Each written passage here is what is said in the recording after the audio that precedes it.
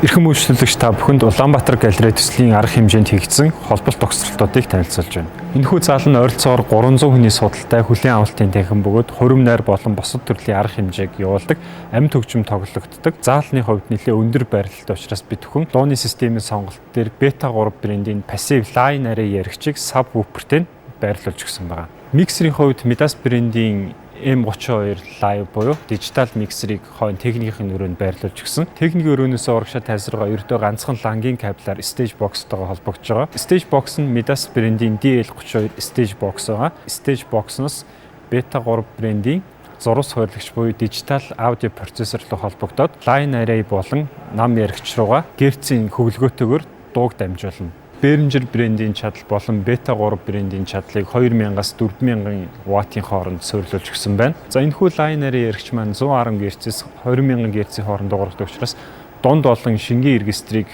маш тодорхой дамжуулдаг. Нам яригч нь 20 Гц-с 120 Гц-ийн хооронд дуугардаг. За тайсны гэрэлтүүлгийн хувьд BM380 буюу эргэлддэг 220 ваттаар ажилладаг энэ 450 ваттын хүчин чадалтай гэрлийг тайсны өмнө суйрлуулсан байна. Earstrum Pub болон Lounge-ийн студид та бүхний хэрэгцээ шаардлагад нийцсэн дууны системийг угсарч гүйцэтгэлийг хийхэд гүйц соёл бэлэн байна.